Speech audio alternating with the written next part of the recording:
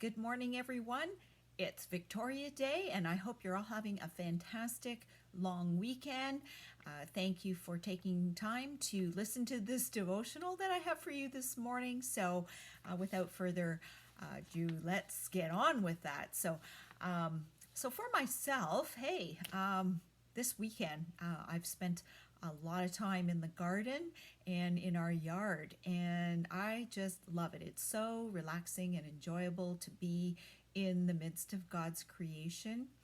And in our yard, we happen to have a very large, mature red maple tree. For a while there, it was flowering, and now there's tons of maple keys, and they're creating actually quite a mess in our yard. That's probably the only thing I don't like about being out there. I have to clean all that stuff up. But anyways, been learning some things along the way here. Thinking about those seeds, I was interested to kind of know why there's so much on the ground, and those are the immature seeds that have been blown off, and it's actually the ones that remain on the tree until fall. Those actually turn out to be the viable ones. But the other thing that I found out is that the shape of the maple keys, they are perfectly formed to be able to, they actually create, they're like mini tornadoes.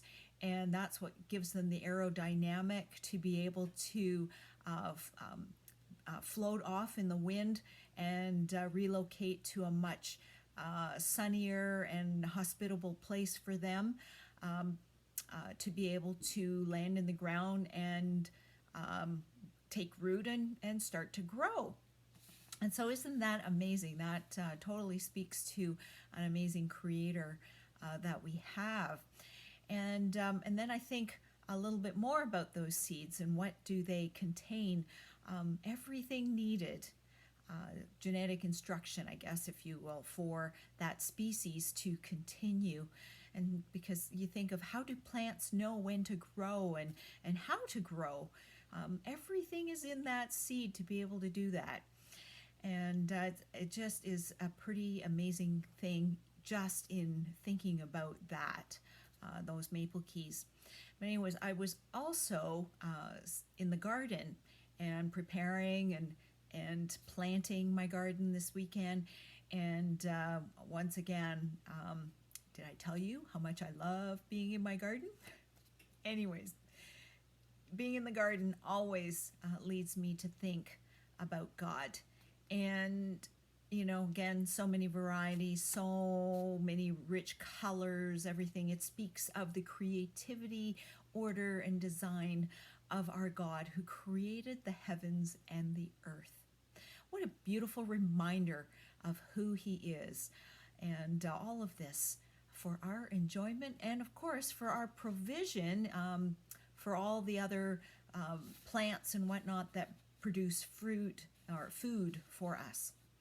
And I love Scripture and how it uses seeds to help explain things, like the mustard seed, smallest of the seeds in reference to faith from Matthew 17, verse 20, or the parable of the sower, in which seed falls on different types of ground or soil. And as a young one, I remember the seed of hope that was sown, the good news that I heard, but it fell on rocky soil because it didn't develop good roots in my heart. My faith was small, and so I didn't grow spiritually. But later in my life, that same small seed of hope that I had heard which was still there, along with, again, my small seed of faith, started to take root because my ears were hearing and my heart was willing. And this is when I began to grow. So don't you just love seeing grass, plants, and trees that are healthy, fresh, vibrant, and alive? But to flourish, they have to have great conditions for healthy growth, don't they? Isn't that exactly what we need to have as followers of Christ? Later in the weekend, I came across this little beauty. If you might remember, some of you might actually remember when we handed this out a few years ago. And it's called 5 Things Every Christian Needs to Grow. So I'm just going to cover them. 5 important areas to know, to gauge, and to be attentive to in our faith journey. And so what it says at the top here, it says, knowledge without action is nothing. And then James 1:25, but the one who looks into the perfect law, the law of liberty, and perseveres, being no hearer, but forgets, no hearer who forgets, but a doer who acts, he will be blessed in his doing. And then followed are the 5 things. So the word.